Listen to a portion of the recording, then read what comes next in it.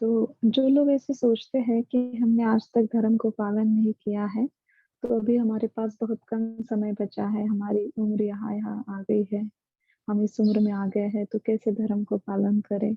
हमें इससे कोई लाभ नहीं मिलने वाला। उनके लिए भी और जिन्होंने धर्म को अपना लिया है, लेकिन फिर भी उनके मन में ये डर है कि अभी तक तो हमने सिर्फ़ अकुशल कर्म किए हैं, पाप कर्म किए हैं, तो अब धर्म में हमारी कोई हम आगे नहीं बढ़ पाएँगे, हमें किसी भी प्रकार की उपलब्धियाँ नहीं हो सकती। तो इन दोनों लोगों के लिए आज की धर्म देशना जो है, वो बहुत ही महत्वपूर्ण रहने वाली है।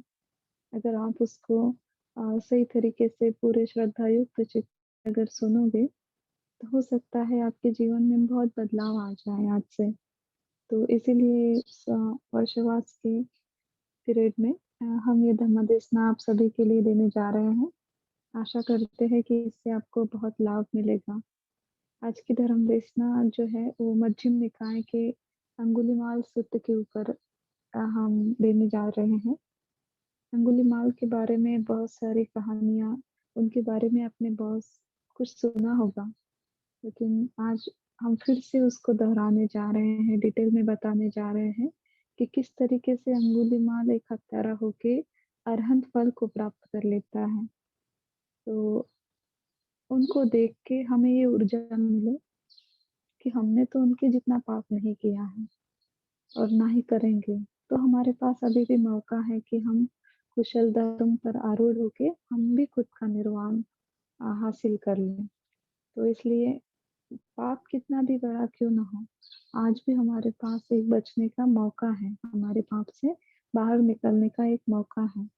इसलिए आज ये धम्मदेशना उस अंगुलीमाल सूत्र के ऊपर आधारित है। अंगुलीमाल जो थे, उनका जन्म श्रावस्ती में हुआ था, जहाँ भगवान बुद्ध का वास था। भगवान बुद्ध ने अपने बहुत सारे वस्सा आई थिंक 25 वस्सा भगवान बुद्ध ने श्रावस्ती में अपने 25 वस्सा बिताए थे। तो ये बहुत ही पुण्यवान भूमि थी और उस भूमि में उस समय प्रसेनजित कौशल राजा का काल था और उस समय अंगुलीमाल का वहाँ जन्म हुआ श्रावस्ती में। जिस दिन अंगुलीमाल का जन्म हुआ, उस दिन बहुत अकाल बारिश हो गई। अकाल बारिश यानी कि बारिश का मौसम नहीं था, बारिश का ऋतु नहीं था, फिर भी उस समय बारिश हुई, बहुत बिजली गरजने लगी और बारिश होते-होते राजा को दिखा कि राजा के पास जो हथियार थे बहुत सारे, उनकी जो युद्ध करने वाली जो बहुत बड़ी एक तलवार थी, वो उस बारिश में बहुत चमकने लगी। राजा एकदम आश्चर्यचकित हो गया था कि किस तरह से मेरी जो तलवार है, मेरे हथियार है, ये इतने क्यों चमक रहे हैं और इतनी भयानक बारिश और इतनी बिजलियाँ क्यों चमक रही हैं करके, क्यों हो रही है? तो राजा रात भर सो नहीं पाते हैं। दूसरे दिन जब राजा उठते हैं, तो उनके पास में उनके बहुत सारे सैन्य, उनके प्रजा के लोग भी आ जाते हैं।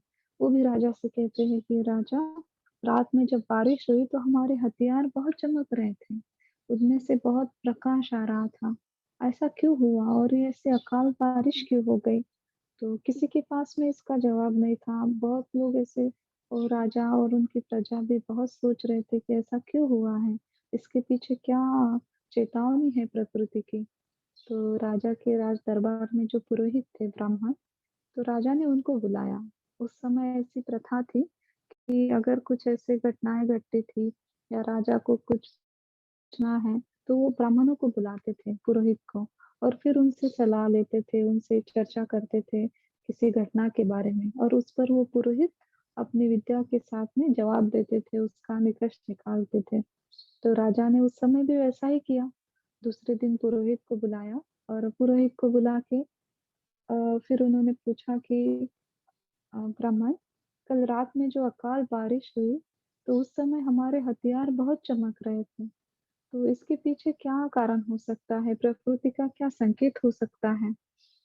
तो जिस पुरोहित को राजा ने बुलाया था, उनका नाम था गग।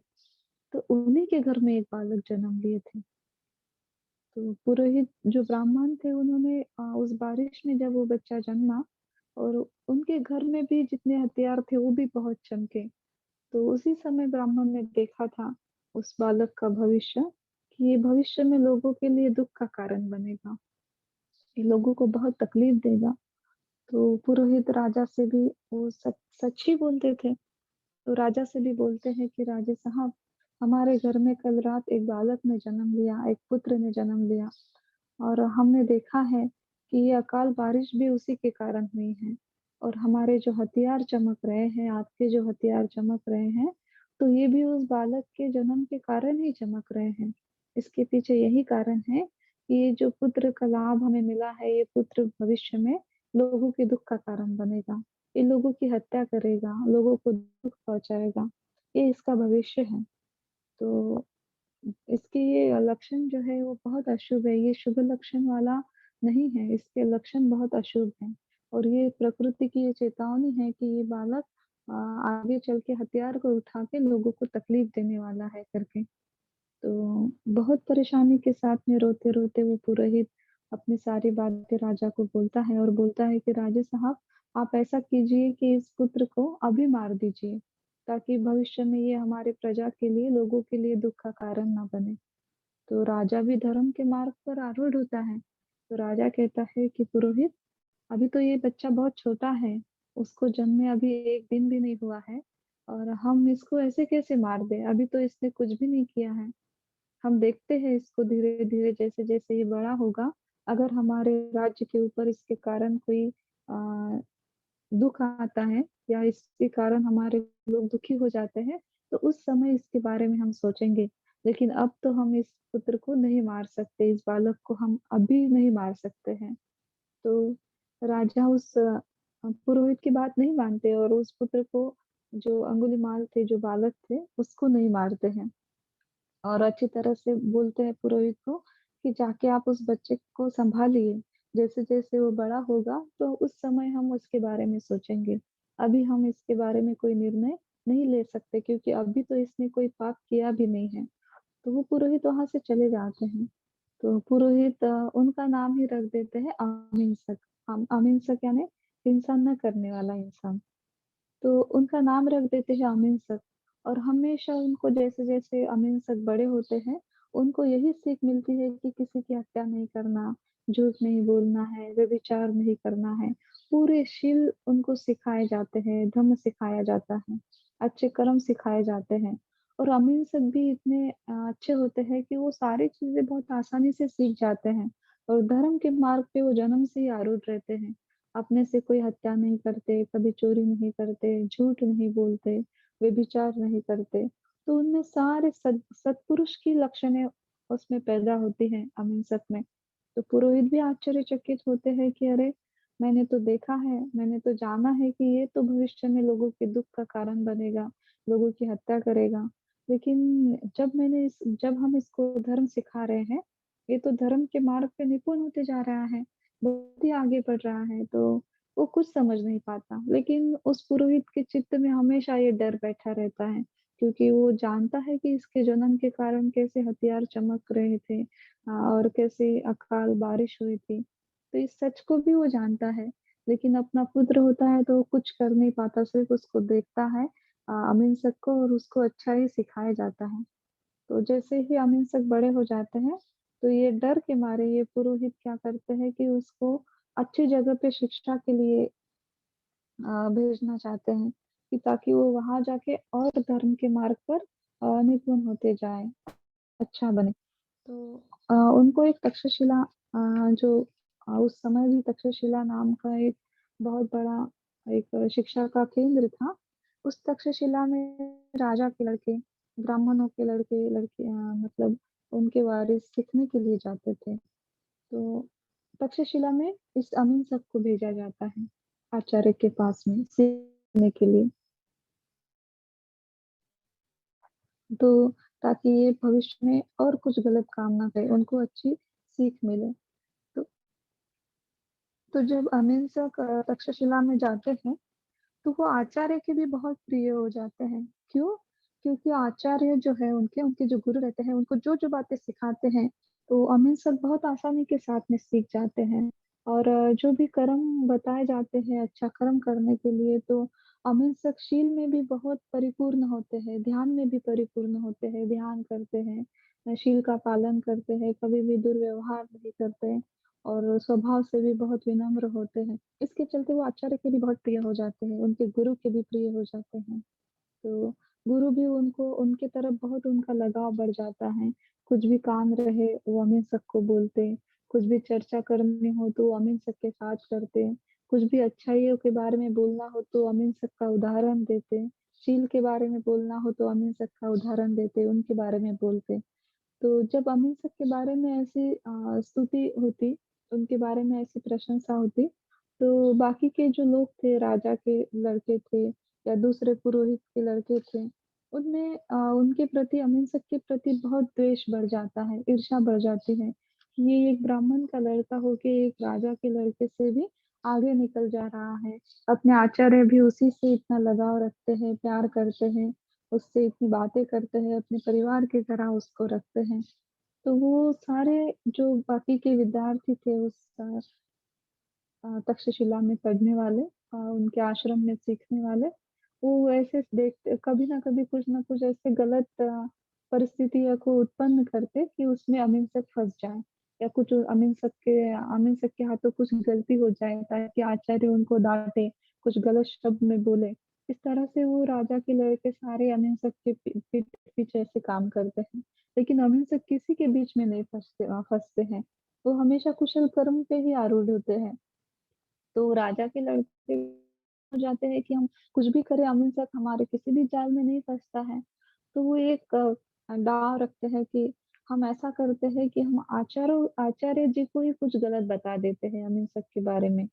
तो आचार्य जो है हमेशा अहिंसक को बोलते थे जैसे उनके घर में भी जाना है, कुछ काम करना है, कुछ चीज़ें रखवानी है, घर से कुछ लाना है तो अहिंसक को भेजते थे अपने घर में। और आचार्य की एक बहुत सुंदर पत्नी थी। तो ये राजा के जो लड़के हैं, बाकी पुरोहित के जो लड़के हैं वो हम आचार्य के पास जाते हैं और बोलते हैं कि आचार्य जी ये जो अहिंसक है, ये बहुत बुरा लड़का है, ये बहुत दुराचारी है, वो अपने आपकी पत्नी के साथ में दुराचार करता है। उनके और आपकी पत्नी के बीच में कुछ ना कुछ गलत रिश्ता है। ऐसे करके अहिंसक की निंदा करते हैं और बैर फैलाने की कोशिश करते हैं।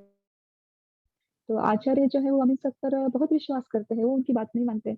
वो देखते हैं कि ये वैर के कारण और इनके प्रति इनके चित्त में जो घृणा है, इनके कारण ऐसे कुछ बोलते हैं करके। तो वो मानते ही नहीं, अहिंसक पे उतना ही ट्रस्ट करते हैं, विश्वास करते हैं और अहिंसक को उसी तरह से ट्रीट करते हैं जैसे वो पहले उनको प्यार देते थे, वो सम्मान करते थे, विश्वास रखते थे।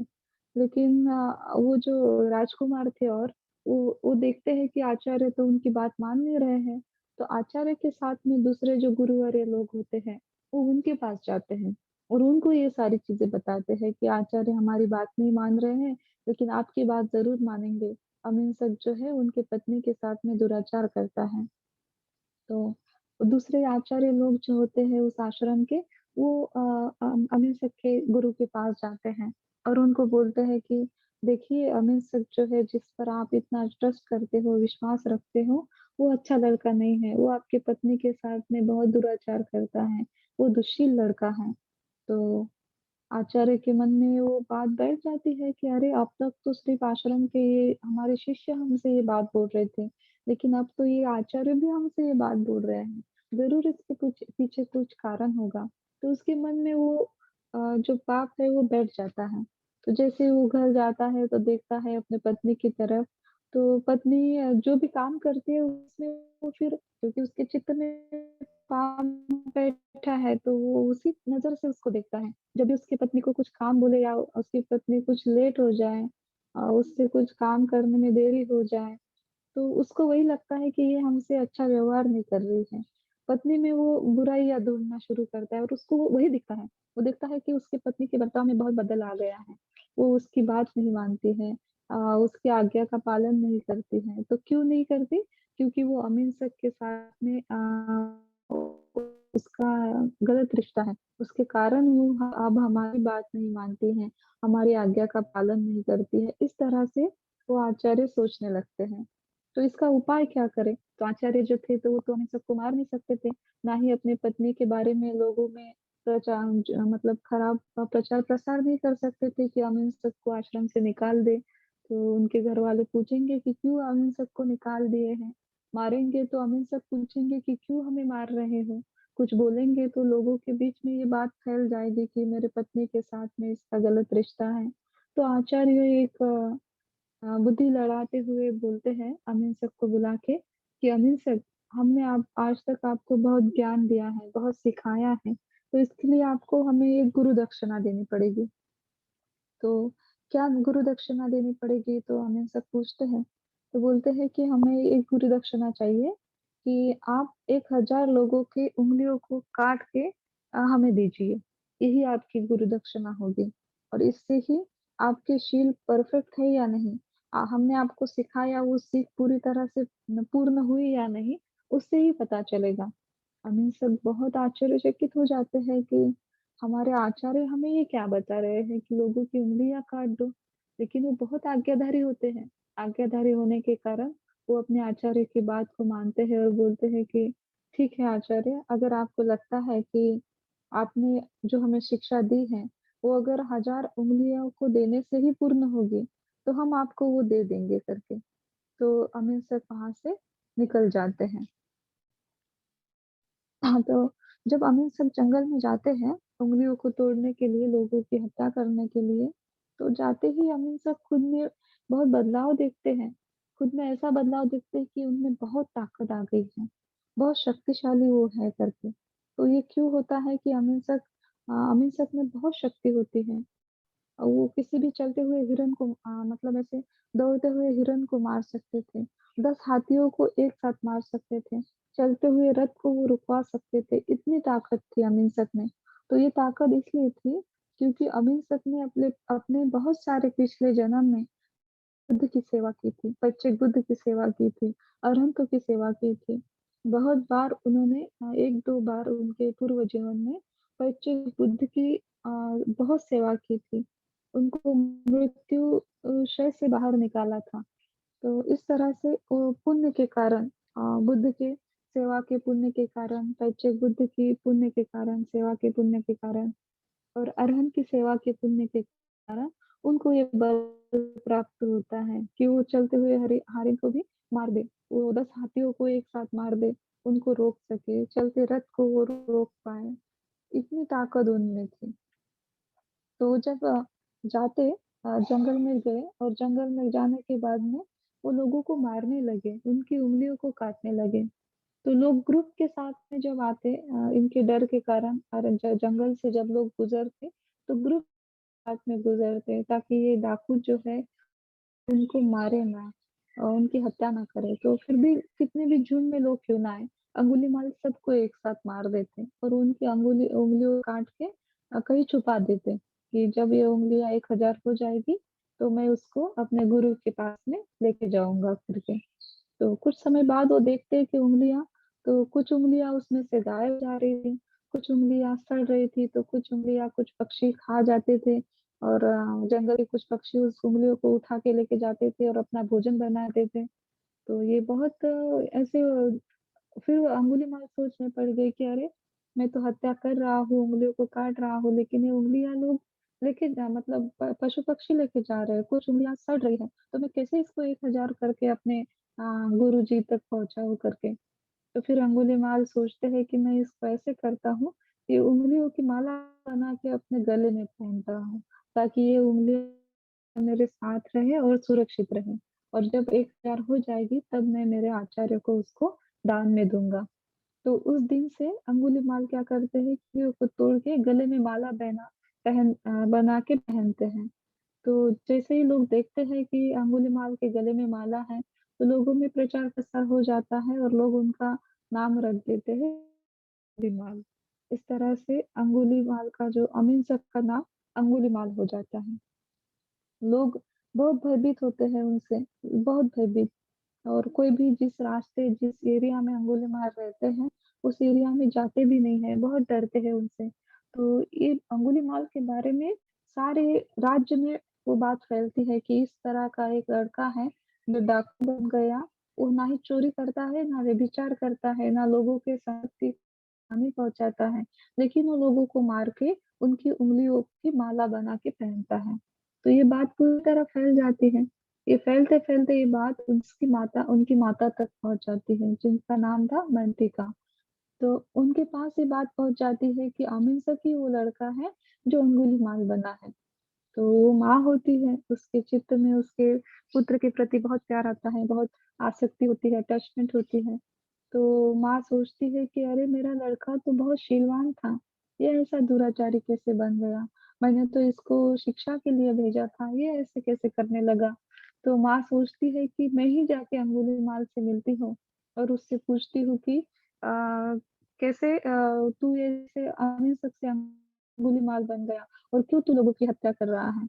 तो वो माता बहुत वृद्धा आप देख भी रहे हैं अपने सामने जो इमेज है, उसमें एक बूढ़ी लड़की साइड में खड़ी है, बूढ़ी औरत साइड में खड़ी है। एक तरफ अंगुलीमाल है, एक तरफ भगवान बुद्ध और एक लेडी का दृश्य आपको दिख रहा है, चित्र दिख रहा है, वो अंगुलीमाल की माता होती है। वो उस जंगल की तरफ दौड़ती है, जहाँ अंगुलीमाल रहते हैं। वो सोचती है कि मैं मेरे पुत्र के पास में जाके उससे पूछूँगी, उससे इससे बाहर निकालूँगी। तो वो ढूँढने लगती है अंगुलीमाल को जंगल में। तो ये बात बुद्ध जान रहे थे क्योंकि बुद्ध तो हर दिन देखते थे कि किसकी पारमी परिपक्व हुई है, कौन ऐसा इंसान है जिसको धर्म सिखाने से और कौन ऐसा इंसान है जो धर्म सुनने से मग और फल को हासिल कर सकता है। रोज़ भगवान बुद्ध इस चीज़ को देखते थे अपने दिव्य चक्षु से और फिर उनको धर्म की शिक्षा देते थे, धर्म की दीक्षा देते थे, धर्म सिखाते थे। तो उस दिन बुद्ध भी देखते हैं कि अंगुलीमाल एक ऐसा इंसान है, एक ऐसा डाकू है जो धर्म के लिए उसकी पारमी परिपक्व हो चुकी है। वो धर्म के मार्ग पर होने वाला है।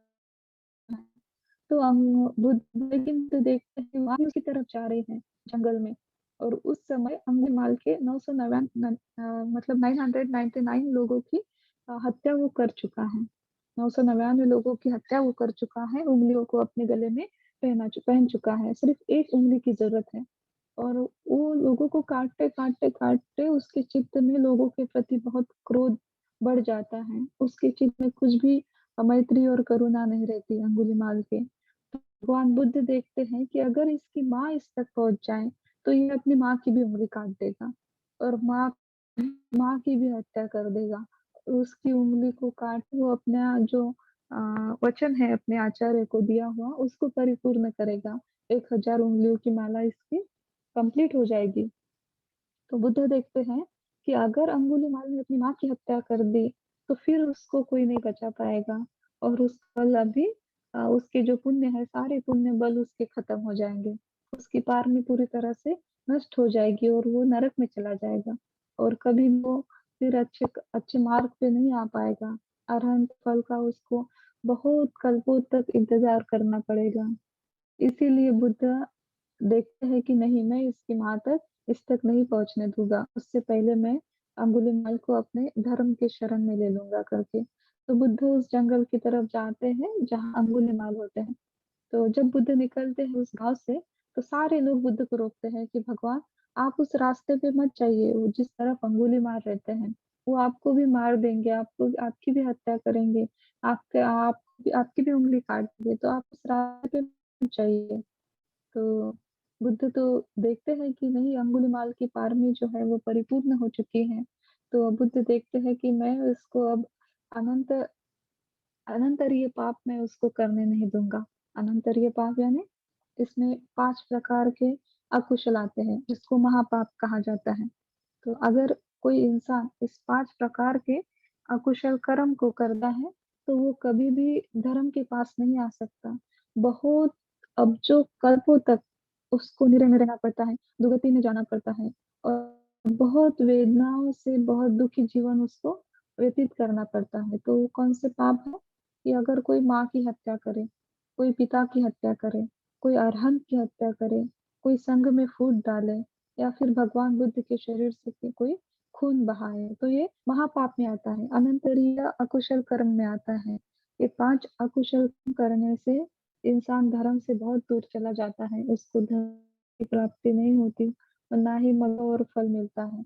तो ये महापाप करने से भगवान बुद्ध उनको चाहते थे अंगुलीमाल को, क्योंकि वो माँ उसकी तरफ बढ़ रही थी तो जैसे कि देवदत्त थे, देवदत्त ने भी बुद्ध के शरीर से खून निकाल दिया, वो भी निरय में चले गए, वो भी धम्म में बहुत दूर चले गए, धर्म से दूर चले गए।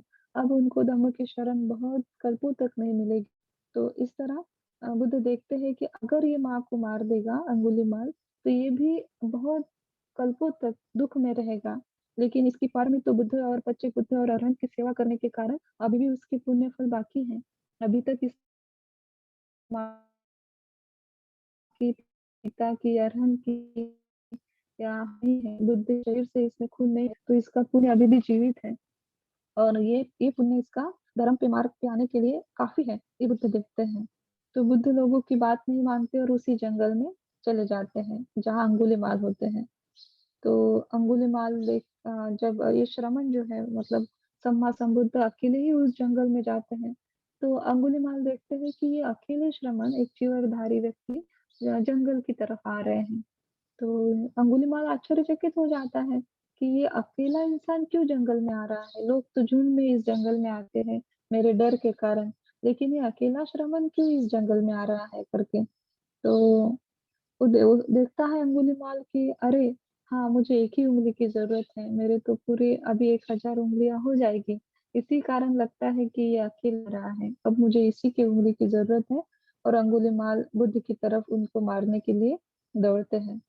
तो अंगुलीमाल बहुत दौड़ते बुद्ध की तरफ, क्योंकि अंगुलीमाल में इतनी ताकत थी कि वो घोड़े की तरह दौड़ लगा सकते थे, एक हरिण की तरह दौड़ लगा सकते थे। तो जब अंगुलीमाल देखते हैं कि वो बुद्ध की तरफ जा रहे हैं, तो बुद्ध के पास ही नहीं जा पा रहे हैं, क्योंकि उस समय बुद्ध ने अपने दिव्य बल से ये बल को निर्माण किया था कि अंगुलीमाल चाहे हरिण की दौड़ या फिर वो घोड़े की तरह दौड़े, वो बुद्ध के समीप नहीं आ पाएंगे। इस तरह से बुद्ध ने अपने दिव्य बल को वहां पे उत्पन्न किया था अंगुलीमाल को सीख देने के लिए। तो अंगुलीमाल बहुत दौड़ता है, लेकिन फिर भी वो बुद्ध के पास में नहीं जा पाता, तो थक जाता है और सोचने लगता है कि ये श्रमण ऐसा कौन है कि मैं इसके पीछे इतना दौड़ रहा हूँ और ये तो सिर्फ रहा है, फिर भी मैं इसके पास क्यों नहीं जा पा रहा। तो वो थक के परेशान होके फिर पीछे से भगवान बुद्ध को आवाज लगाते हैं और बोलते हैं कि हे श्रमण, आप रुक जाइए, आप ऐसे कैसे चल रहे हैं कि मैं दौड़ कर भी आपके पास नहीं आ रहा हूँ, तो आप रुक जाइए। तो उस समय भगवान बुद्ध अंगुलीमाल को उत्तर देते हैं, जिस उत्तर से अंगुलीमाल की प्रज्ञा जाग उठती है। तो बुद्ध कहते हैं कि अंगुलीमाल, मैं तो रुका हुआ हूँ, मैं तो कब से रुका हुआ हूँ, आप ही दौड़ रहे हैं करके। तो अंगुलीमाल एकदम आश्चर्यचकित हो जाता है। अंगुलीमाल कहते हैं कि देखो, मैं इतना दौड़ रहा, अब मैं थक के रुक गया हूँ और रुक कर मैं इस समन को आवाज दे रहा हूँ कि रुक जाओ, आप कि कैसे चल रहे हो कि मैं आपके समीप नहीं आ पा रहा हूँ। तो ऐसा कैसे इन्होंने उत्तर दिया है कि ये चल रहे हैं तो बोल रहे हैं कि मैं रुका हुआ हूँ और आप ही रुक जाओ करके, और जब मैं दौड़ रहा हूँ मैं रुका हुआ हूँ और इनको आवाज लगा रहा हूँ, अब दौड़ के मैं थक गया हूँ, तो ये श्रमण मुझसे बोल रहे हैं कि आप ही दौड़ रहे हैं, आप ही रुक जाओ। ये कैसा उत्तर हुआ। और ये तो श्रमण दिख रहे हैं, साधु दिख रहे हैं, सन्यासी हैं, ये तो झूठ नहीं बोल सकते, तो ये ऐसे क्यों बोल रहे हैं। ये झूठ तो नहीं बोल सकते, इसका अर्थ क्या हो सकता है कि ये ऐसे मुझे बोल रहे हैं कि आप ही रुक जाओ, मैं तो कब से रुका हुआ हूँ, इसका अर्थ क्या है।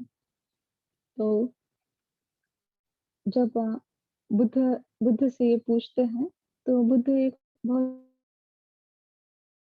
अ, सुंदर एक गाथा बोल के अंगुलीमाल को उत्तर देते हैं। वो गाथा कुछ इस तरह से थी कि थी तो अहं अंगुलीमाल सर्वदा सभ्य सुखोते सुनिधाय दंडा। थी तो अहं अंगुलीमाल सर्वदा सभ्य सुखोते सुनिधाय दंडा। ये गाथा बोल के भगवान बुद्ध अंगुलीमाल को उत्तर देते हैं। इसका अर्थ ऐसा होता है कि बुद्ध कहते हैं कि हम तो सभी प्राणियों को दंड देने से रुके हुए हैं। हम तो कभी किसी की हत्या नहीं करते, हम खुद को हत्या से, दुष्कर्म से रुके हुए हैं। लेकिन आप तो सारे करते जा रहे हो, लोगों की हत्या कर रहे हो, लोगों को दुःख पहुँचा रहे हो, प्राणियों की हत्या कर रहे हो। इस कारण आप इस संसार में चल ही रहे हो, दौड़ ही रहे हो और हमने तो हमारे सारे अकुशल कर्म को रोक दिया है। इसी चलते हम अभी भी इस संसार में रुके हुए हैं। हम नहीं दौड़ रहे हैं, दौड़ तो आप रहे हैं। तो ये वचन को सुन के, बुद्ध के इस वचन को सुन के अंगुलीमाल के चित्त में प्रज्ञा जाग जाती है। बहुत प्रसन्न भाव आते हैं, धर्म के लिए श्रद्धा उत्पन्न होती है। और वो देखते हैं कि वो वचन से ही वो एकदम जाग जाते हैं कि हाँ, मैं तो सही में पाप करते-करते इस संसार में दौड़ रहा हूँ और ये तो श्रमण है, ये तो रुके हुए हैं, ये तो चल रहे हैं। तो इस बुद्ध के वचन से वो जानते हैं कि ये जो श्रमण है, ये ही मेरा कल्याण मित्र है और ये मेरे कल्याण के लिए ही जन्म के लाया है। तो वो बुद्ध के पास जाके बुद्ध को शरण जाते हैं और कहते हैं अंगुलीमाल कि भगवान आप ज़रूर कुछ कोई तो भी असाधारण व्यक्ति हैं। आप सर्वसाधारण व्यक्ति नहीं हैं, आप कुछ तो भी बहुत बड़े महान व्यक्ति हैं, बहुत बड़े महान श्रमण हैं। तो हम हमें भी आपके मतलब हमें भी आपके शरण में ले लीजिए। हमें ये हत्या नहीं करनी और न ये हत्या हम हमारे खुद के चित्त से नहीं कर रहे थे। ये तो हमारे गुरु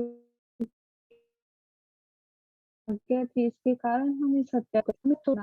तो बुद्ध कहते हैं कि ठीक है, हम आपको हमारे शरण में लेते हैं क्योंकि आप हम इसी के लिए यहाँ आए हैं कि आप धर्म के शरण में आ जाओ, क्योंकि आपकी पारमी धर्म के लिए परिपूर्ण हो चुकी है।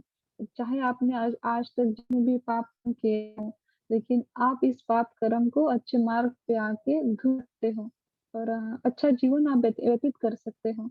तो ये बुद्ध के वचन सुन के अंगुलीमाल जो है अपनी माला को भी बहुत दूर फेंक देते हैं खाई में और अपने हाथ में जो तलवार होती है, उसको भी बहुत दूर फेंक देते हैं। तो इस तरह से वो बुद्ध के पास आ जाते हैं और बुद्ध की शरण में आ जाते हैं और बुद्ध के शरण में आ जाने से उनके उनके अंदर एक प्रज्ञा जाग जाती है और बुद्ध उनको अपने साथ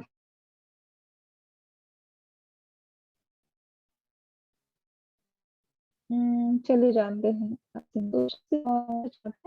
तो बुद्ध उनको बोलते हैं अंगुलीमाल बहुत ऐसे चिंता में त्रस्त रहते हैं कि हमने इतनी हत्या कर दी, हमने ऐसे पाप कर्म कर दिए, तो अब हमारा क्या होगा? हम कैसे धर्म के मार्ग पे आगे बढ़ेंगे? तो फिर बुद्ध कहते हैं कि अंगुलीमाल आप ऐसे ना सोचिए कि आप अब तक धर्म से बहुत दूर रहे, तो इस कारण आप धर्म को नहीं जान पाओगे, आप शील पर आरूढ़ नहीं होगे। तो बुद्ध कहते हैं कि देखो देवदत्त हमारे इतने पास है, फिर भी हमारे इतने दूर है। लेकिन आप इतने धर्म से दूर थे, लेकिन हमारे एक वचन से आप इतने नज़दीक आ गए हैं धर्म कि आपने अपनी सारी बुराइयों को छोड़ दिया है। हमारे एक वचन से आप धर्म के शरण में आ गए हो और आपको हम चीर देने जा रहे हैं, आप भिक्षु बनने जा रहे हो, तो ज़रूर आपको सफलता मिलेगी। इस श्रद्धा के साथ में आप अपने सन्यासी जीवन को मतलब एक्सेप्ट कीजिए, उसका स्वीकार कीजिए। तो उस समय बुद्ध बहुत ही सुंदर चीज़ अंगुलीमाल को सिखाते हैं कि कोई लोग जो होते हैं, वो हज़ारों वचन सुन के भी एक वचन का भी पालन नहीं करते। मतलब बुद्ध के बहुत सारे प्रवचन सुनते हैं, बुद्ध के बहुत समीप रहते हैं। आज भी ऐसा समय है कि हम जो है आज बुद्ध के इतने सारे सूत्र के बारे में सुन रहे हैं, इतने महीनों से हम ध्यान कर रहे हैं, फिर भी हमारे हाथ से अकुशल कर्म हो अकुशल कर्म हम कर देते हैं और हम अलर्ट नहीं रहते हैं, जागरूक नहीं रहते, सजग नहीं रहते कि हम धर्म के शरण में हैं, तो हमें ये पाप कर्म नहीं करने चाहिए। इससे हम जागरूक नहीं रहते हैं, तो हम हमेशा अकुशल करते हैं। हज़ारों वचनों को सुन के हम अकुशल करते हैं और अंगुलीमाल एक ऐसे इंसान थे, जिन्होंने बुद्ध के एक वचन को सुन के अपने हज़ार अकुशल कर्म को त्याग दिया था। तो कितना अंतर है आज के समय में और बुद्ध के समय में। बुद्ध के समय में लोग बुद्ध के एक वचन से खुद को परिवर्तित कर देते थे और आज हम हज़ारों वचन सुन के भी हमारे एक पाप को भी हम नष्ट नहीं कर सकते, एक अकुशल कर्म से भी हम दूर नहीं हो सकते। तो ये वचन सुन के अंगुलीमाल का चित्त बहुत शुद्ध हो जाता है और वो भिक्षु जीवन में आ जाते हैं। जिस दिन अंगुलीमाल की दीक्षा होती है। जिस दिन अंगुलीमाल भिक्षु बन जाते हैं, उसी दिन बहुत सारे लोग जो है उस राज्य के, वो प्रसेनजित वो कौशल राजा के पास में जाके कौशल राजा के पास में जाते हैं और उस राज्य के लोग जो है, जो डर में होते हैं अंगुलीमाल के कारण, बहुत भयभीत होते हैं। तो डर के कारण राजा के पास जाते हैं और राजा से विनती करते हैं कि देखिए राजा साहब, एक अंगुली नाम का एक डाकू है, जो हमारे एरिया में रहता है, हमारे राज्य में रहता है। लोग उससे बहुत डरे हुए हैं, बहुत सहमे हुए हैं। वो लोगों की हत्या करता है। आप उसको पकड़ के आप उसको मार दीजिए, उसकी हत्या कर दीजिए ताकि लोग सुरक्षित हो जाए। तो राजा भी बहुत परेशान था इस बात से कि एक ऐसा डाकू है जो उनके राज्य के लोगों की हत्या करता है। तो राजा भी सोचता है कि हाँ ठीक है, हम भी उस अंगुली को पकड़ के या तो हम उसको कैद में डाल देंगे या तो मार देंगे, अगर वो पकड़ में नहीं आया तो हम उसको मार देंगे। तो कौशल राजा जो होता है, वो अपने 500 सैन्यों को साथ में ले चलता है, क्योंकि वो जानता है कि अंगुलीमाल बहुत ताकतवर है। वो कुछ 1-2 लोगों से या 10 लोगों ने वाला। तो पूरे शस्त्र के साथ में राजा निकलता है जंगल की तरफ 500 सैनिकों को लेके कि हम वहां जाके अंगुलीमाल को पकड़ेंगे। तो रास्ते में श्रावस्ती होता है, तो श्रावस्ती में कौशल राजा देखता है कि हम अंगुलीमाल को पकड़ने जाने के लिए हम बुद्ध के दर्शन करके जाएं। अ,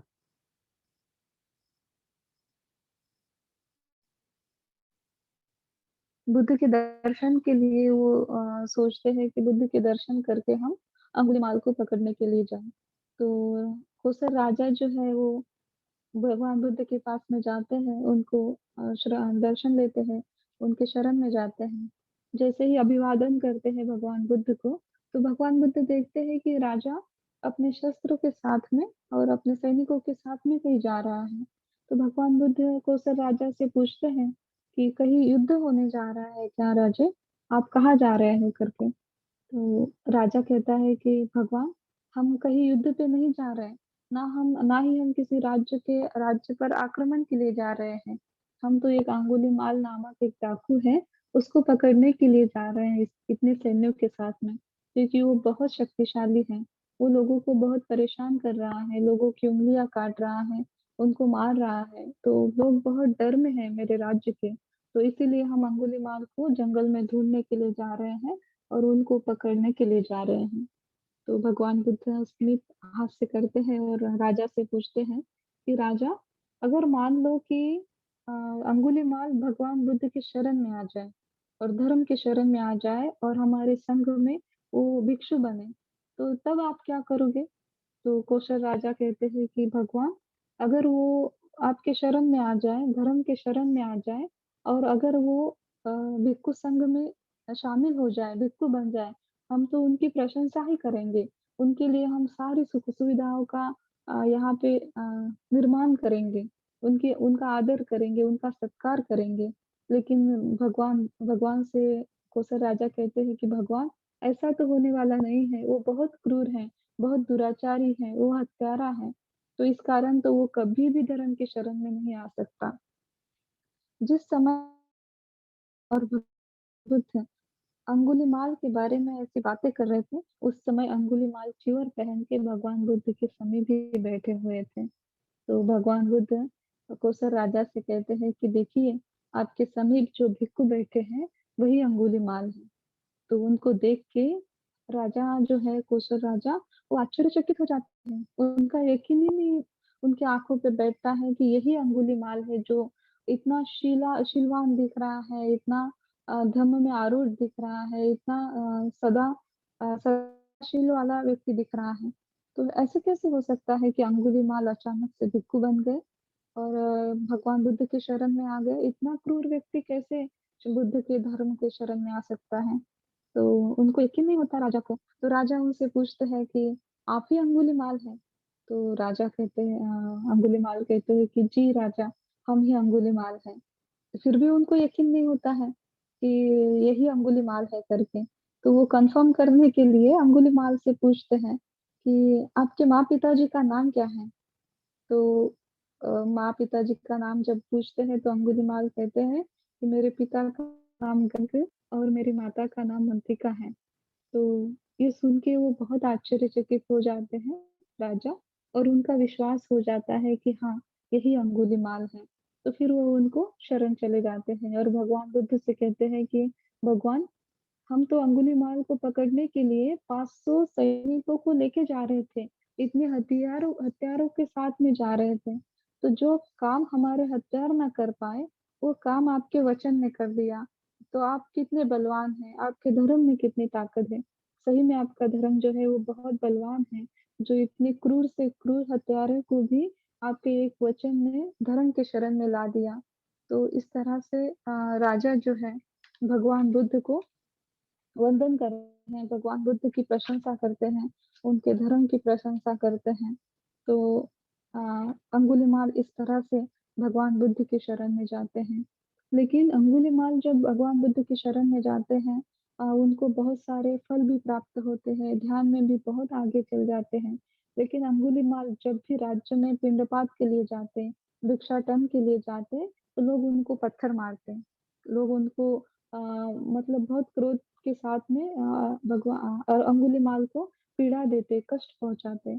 बहुत बार अंगुलीमाल का भिक्षा पात्र टूट जाता, उनका चीवर पड़ जाता, उनके शरीर से बहुत खून निकलता। तो अंगुलीमाल बहुत परेशान हो रहे थे कि अब मैं ऐसा क्या करूँ? मैं तो अब अच्छे मार्ग पे आ चुका हूँ, फिर भी लोग मुझे इतना मारते हैं, इतना बोलते हैं, मुझे भिक्षा नहीं देते, मेरे भिक्षा पात्र को तोड़ देते हैं।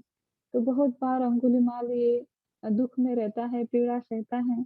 एक दिन बुद्ध के पास चले जाते हैं अंगुलीमाल, और अंगुलीमाल बुद्ध से बोलते हैं कि भगवान, देखिए ना, जब मैं धर्म के मार्ग पे आरूढ़ हो चुका हूँ, तो लोग मुझे मेरे शरीर से खून निकालते हैं, मेरा भिक्षा पात्र तोड़ देते हैं, मुझे कोई भिक्षा नहीं देता, मेरे चीवर को लोग फाड़ देते हैं।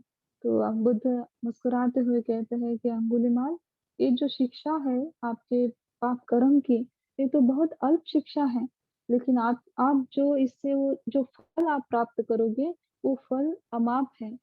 तो अगर आप चीवर में हैं,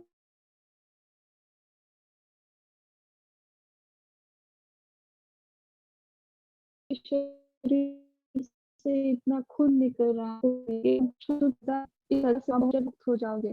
लेकिन आप बुद्धन में ना आते, अगर आप भिक्षु संघ में शामिल नहीं होते, और वैसे ही आप 1000 उंगलियों को काट के मला बना के आपके आचार्य को दे देते और क्रूर बनते, तो उससे तो आप कितने हजार जन्मों तक नरक में यातना भोगते, दुख उपभोगते, उससे आपकी कभी मुक्ति नहीं थी। तो इस वचन से उनके चित्त में और ऊर्जा आती है अंगुलीमाल के, और प्रेरणा आती है, और वो आनंदित होके अपने पाप कर्म के जो फल उनको मिलते हैं रोज, जो उनके शरीर से खून निकलता है, उनको भिक्षा नहीं मिलती, लोग उनको मारते हैं, कुछ बोलते हैं, तो वो बहुत ही संयमित होके उन सारी चीज़ों को स्वीकार करते हैं, और ऐसा करते-करते वो अरहंत फल को प्राप्त कर जाते हैं, और उनका जब मृत्यु हो जाता है तो वो निर्वाण को प्राप्त करते हैं, निर्वाण फल को प्राप्त करते हैं। जैसे ही अंगुलीमाल की मृत्यु होती है तो भिक्खु के सारे भिक्षुगण संघ के और कुछ राज्य के लोग भगवान बुद्ध से पूछते हैं कि भगवान, अंगुलीमाल तो मर गया, अंगुलीमाल भिक्षु तो मर गए हैं, ज़रूर वो नरक में जन्म लिए होंगे। तो उस समय भगवान बुद्ध लोगों से कहते हैं कि अंगुलीमाल ना ही नरक में है, ना ही स्वर्ग में है, ना मनुष्य में है, ना प्राणी लोक में है। आपको अंगुलीमाल अब कभी दिखाई नहीं देंगे। वो तो मग्ध फल को प्राप्त हो चुके हैं, वो अरहंत हो चुके हैं, वो इस संसार से खुद को मुक्त कर चुके हैं। तो लोग बहुत आश्चर्यचकित हो जाते हैं कि ऐसे कैसे लोग भगवान बुद्ध के शरण में आने से अंगुलीमाल ऐसे कैसे अरहंत हो चुके हैं? वो तो बहुत पापी थे, बहुत दुराचारी थे, उनको कैसे निर्वाण प्राप्त हुआ? ऐसे कैसे हो सकता है? बुद्ध कहते हैं कि जिस तरह एक चंद्रमा होता है, चंद्रमा जो है, जो बादल के पीछे अगर ढका हुआ है, जैसे बादल हट जाए, चंद्रमा जो है वो प्रकाशमान हो जाएगा, अपना प्रकाश सारी सृष्टि पे दिखा देगा। इसी तरह जो इंसान होते हैं, अगर वो अब तक पाप कर्म कर रहे हैं, बहुत उन्होंने अकुशल कर्म किए, लेकिन अकुशल कर्म करने के बाद जिस दिन वो धर्म को सुने, बुद्ध के शरण में जाए, उस दिन से वो खुद को प्रकाशमान कर सकता है और पुण्य के बल से अपने पाप कर्म से मुक्त हो सकता है और निर्वाण को प्राप्त कर सकता है। तो एक बहुत सुंदर वचन बोल के बुद्ध सबको अनुकंपित करते हैं कि यस्सं पाकं पापकं कथं कम्मं कुशलेन पीति हेति यो इमं लोकं पभासेति अभामुत्तम चंद्रमा। कि जिस तरह चंद्रमा जो है बादल हटने के बाद में प्रकाशमान होता है, उसी तरह एक कर्म करने वाला मनुष्य धर्म के शरण में आने से प्रकाशमान बनता है। उसके पुण्य से उसके सारे पाप धुल जाते हैं, ढक जाते हैं और जीवन में जीवन में उसके परिवर्तन आ जाए कि जिस तरह बादल से निकलने के बाद माँ प्रकाशमान होता है, उसी तरह इंसान कितने भी पाप ना कर ले, लेकिन धर्म शरण में वो प्रकाशमान होता है, उसके शील प्रकाशमान होते हैं, उसका ध्यान प्रकाशमान होता है, उसका धर्म प्रकाशमान होता है और उसका चित्त दिन पर दिन सुंदर होते जाता है, कुशल धर्म की तरफ वो बढ़ता है और एक दिन उसका निर्वाण है वो निश्चित है।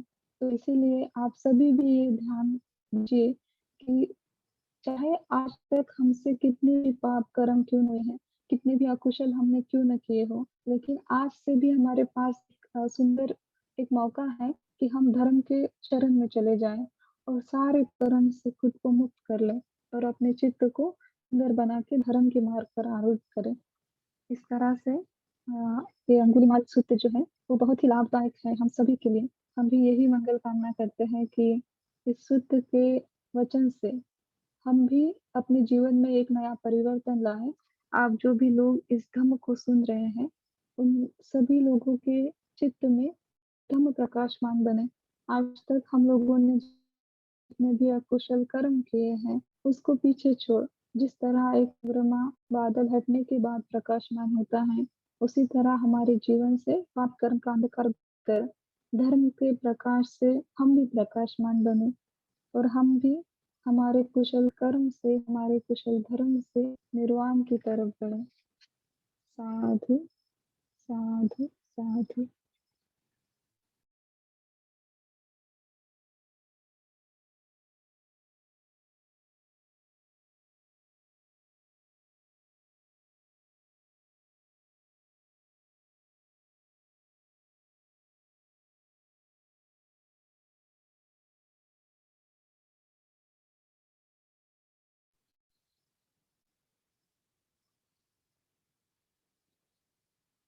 अगर आपको कोई सवाल करने हैं तो आप हमसे पूछ सकते हैं।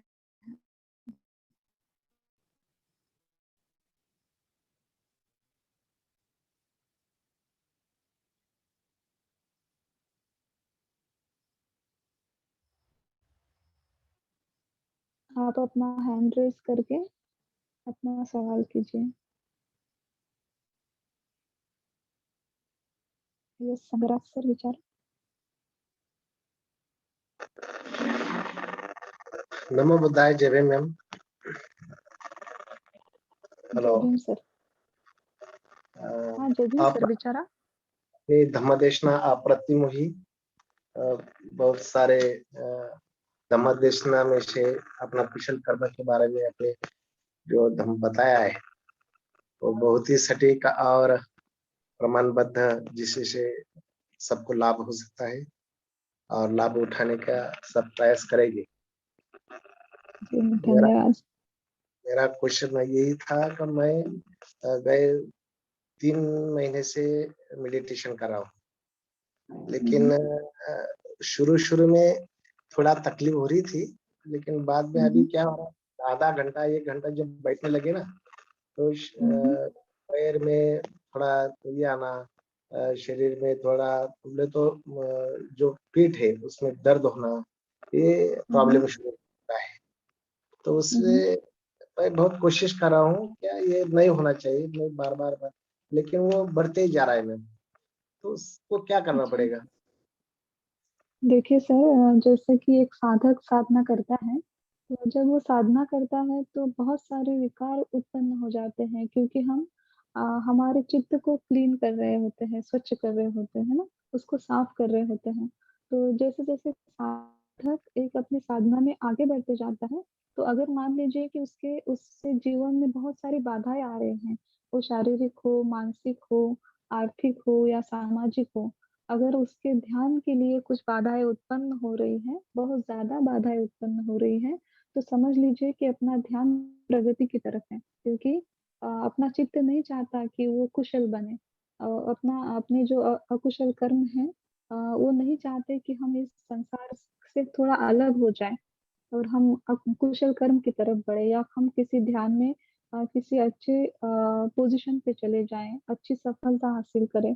तो इसीलिए इस तरह से अपने जो विकार है, जो मारा है, तो कभी-कभी शारीरिक विकारों को उत्पन्न करता है, कभी मानसिक विकारों को उत्पन्न करता है। कभी-कभी अपने परिवार से कुछ ऐसी घटनाओं को निर्माण करता है कि हम ध्यान ना कर सकें। लेकिन एक साधक की एक बड़ी सफलता ये है कि वो इस माराहों को हट के जैसे कल भंते कोविदा ने बहुत ही सुंदर एक ब्रह्मदेश नदी 10 महाराज आर्मी पे ना, तो हुँ, उसमें भी भंते ने बहुत अच्छी तरह से क्लियर किया कि कैसे साधना करते समय मारा जो है, वो साधक पे अटैक करती है, कैसे एक शीलवान मनुष्य पे मारा अटैक करता है। तो हमें भी वही देखना है कि हम अब बुद्ध के शरण में हैं और इस तरह से हमें तकलीफ उत्पन्न हो रही है। हम बहुत कोशिश कर रहे हैं, फिर भी वो तकलीफ आ ही रही है। तो कितनी भी तकलीफ आए, तो खुद में ऐसा सम्यक संकल्प करना चाहिए, एक अधिष्ठान रखनी चाहिए कि चाहे मेरी जान क्यों ना चली जाए इस तकलीफ से, फिर भी मैं मेरी ध्यान, मेरी समाधि को मैं नष्ट नहीं करूँगा। अगर आप ऐसा सम्यक संकल्प लेते हैं कोई भी कि मेरी जान चली जाए, चाहे मेरे हाथ-पैर टूट के गिर जाएँ साइड में, फिर भी मैं मेरे चित्त को स्थिर रखूँगा। तो ऐसे सम्यक अधिष्ठान से मारा जो है वो हार जाएगी। वो ज़्यादा विकारों को उत्पन्न करने में वो हावी नहीं हो पाएगी आप पे। तो आप ऐसे करके 1-1 घंटे का अधिष्ठान कीजिए। बहुत दर्द अगर होगा तो उसको भी सहिए आप। 1 घंटा, 2 घंटे के जिस तरह अंगुलीमाल उनके शरीर में से खून निकल रहा था, फिर भी भगवान बुद्ध ने कहा तो ये तो बहुत अल्प है, आपके शरीर से खून निकलना। तो जिस तरह से हम ध्यान करते हैं, ध्यान करते समय हमारे शरीर में जो वेदनाएँ होती हैं, हमारे मन में जो वेदनाएँ होती हैं, वो भी तो बहुत अल्प हैं, क्योंकि इससे आगे जाके हमें तो बहुत ही प्रीति सुख प्राप्त होने वाला है। ध्यान में हम उच्च स्थल पे जाने वाले हैं।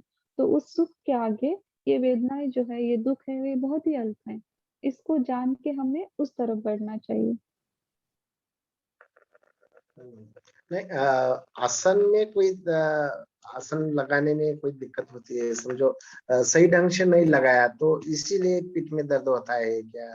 या पैर में क्या? हाँ, ऐसे ऐसा बहुत प्रॉब्लम सारे से कारण हो सकते हैं। ऐसे बहुत सारे कारण हो सकते हैं कि हम ठीक से नहीं बैठे हैं, तो कोई-कोई साधक जो होते हैं, वो बहुत ही मतलब स्टिंजी ऐसे बैठते हैं, बहुत ही खुद के शरीर को एकदम पैक करके बैठते हैं। तो इस कारण थोड़ी ही देर में शरीर में वेदनाओं का निर्माण होता है, दुःख का निर्माण होता है, दुखद वेदना उत्पन्न होती है। तो इसीलिए साधक में सबसे ध्यान करने से पहले रिलैक्स होके अपनी सीट को रखना है, अपने आसन को रखना है। तो बैक साइड में आसन थोड़ा-सा ऊँचा होना चाहिए और आगे के साइड में थोड़ा पैरों की तरफ झुका हुआ। ताकि हुँ, हमारा जो शरीर का वेट है, वो पूरा पीठ पे ना आके थोड़ा पैरों पे भी आ जाए। इस तरह से बैठना चाहिए। उसके बाद आँखें जो है, वो अचानक से बंद नहीं करनी है। हुँ, साधक ये भी गलती करते हैं कि जब ध्यान के लिए बैठते हैं, तो हुँ, बैठ जाएँ और फटाक से आँखें बंद कर लें, ऐसे नहीं करना है। तो बैठने के बाद में बुद्ध के इमेज को देखना है, बुद्ध के धातु को देखना है, मूर्ति को देखना है, किस तरह बुद्ध बैठे हैं। वो ना हुँ, झुके हैं, ना मुड़े हैं, ना एक तरफ झुके, ना आगे झुके, ना पीछे झुके हैं। कैसे वो स्थिर बैठे हैं। तो हम भी हमारी साधना में बुद्ध की तरह स्थिर बैठेंगे। हम भी हमारे शरीर को बुद्ध के शरीर की तरह रखेंगे। इस तरह से संकल्प करके बुद्ध को देख के आँखें धीरे, धीरे, धीरे झुकानी है और झुकाते समय अचानक से बंद नहीं करनी है। नीचे की तरफ धीरे से झुकाने हैं और झुकने के बाद में फिर धीरे से आँखें बंद करनी है और आँखें बंद करने के बाद में एकदम से अपने सब्जेक्ट पे नहीं जाना, ध्यान के सब्जेक्ट पे। आप नेत्रा करो, आनापाना करो, अशुभ करो, कसीना करो, कुछ भी करो। तो अचानक से सब्जेक्ट पे नहीं जाना है। एक लंबी साँस लेके छोड़ो, एक लंबी साँस लेके छोड़ो। जैसे ही लंबी साँस लोगे, शरीर में जिस तरह से साँस जाएगी, उस तरह से शरीर को स्ट्रेट करना है, सीधा करना है। जैसे ही आप साँस को छोड़ोगे, तो शरीर को अच्छे से रिलैक्स करके रखना है। उसमें कोई दबाव नहीं होना चाहिए, भारीपन नहीं होना चाहिए। तो अगर आप शरीर को इस तरह से रखोगे, तो 1 घंटे तक शरीर में कोई भी कष्ट जो है वो उत्पन्न नहीं होगा, वेदना उत्पन्न नहीं होगी। फिर मैडम गर्दन में भी वेदना उत्पन्न होती है, पीठ के अंदर जो मनका है, उसमें भी वेदना उत्पन्न हाँ, होती है। तो फिर इसी इसी कारण उत्पन्न होती है कि हम शरीर को बहुत दबाव के साथ में रखते हैं। हाँ, हाँ। तो दबाव नहीं रखना है शरीर में किसी भी प्रकार का, उसको रिलैक्स छोड़ देना है। आप मान लीजिए कि अपने दूसरे हाथ को अच्छे से ऐसे पकड़ के कस के बैठे हैं, तो थोड़ी जब आप कस के बैठोगे उस समय तो दर्द नहीं होगा, लेकिन जैसे-जैसे समय बढ़ता जाएगा, आपके दोनों हाथ आपको तकलीफ देने लगेंगे। जिस हाथ को आपने कस के पकड़ा है, वो हाथ भी दर्द देगा और जिस हाथ से पकड़ा है, उस हाथ को भी दर्द होगा। अगर आप हाथ पे हाथ ऐसे धीरे से रख के बैठोगे, तो 2 घंटे बैठो या 3 घंटे, हाथ में कोई दर्द नहीं होगा। इसी तरह शरीर का है। शरीर हुँ, को ऐसे दबा के कस के नहीं उसको हुँ, रिलैक्स बिठाना है। एकदम जिस तरह की एक फूल उठा के हमने भगवान के सामने रख दिया है हुँ, और जिस तरह से हम एक बच्चे को अपने गोदी में उठाते हैं छोटे नवजात शिशु को, तो हम उसको दर्द नहीं होने देते। हमें लगता है कि कस के पकड़ने से भी उसके शरीर को वेदना हो सकती है ना? तो जिस हुँ। तरह से हम छोटे बच्चे को अपने गोदी में उठाते हैं, इसी तरह अपने शरीर को भी आसन पे रखना है ध्यान के। मैम शुरू-शुरू में ऐसा नहीं होता था, वो आधा घंटा, 1 घंटा मैं बैठ सकता था। लेकिन अभी हुँ। बैठने के बाद भी शुरुआत हो जाती है इसीलिए। तो समझ अभी लीजिए कि आपका ध्यान अभी आगे बढ़ रहा है, इस कारण ऐसी कठिनाइयाँ उत्पन्न हो रही हैं। हुँ, हुँ, ठीक है। Thank you ma'am, thank okay, you.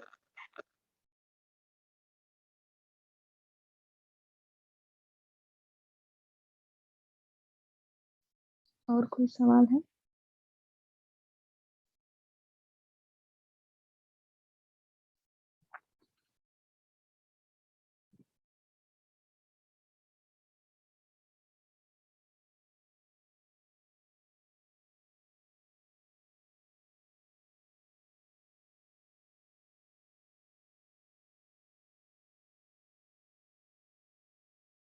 Yes, कालचं जे भंते कोविदांची धम्मदेशना आहे. ती मी हिंदीमध्ये ट्रान्सलेट करेल तुमच्या सर्वांसाठी. आता भंते ज्ञानसूरींची धम्मदेशना ट्रान्सलेट होत आहे. त्या कारणामुळे भंते कोविदांच्या धम्मदेशनासाठी 2-3 दिवसाचा वेळ लागेल. परंतु ती तुमच्यासाठी ट्रान्सलेट होईल लवकरच.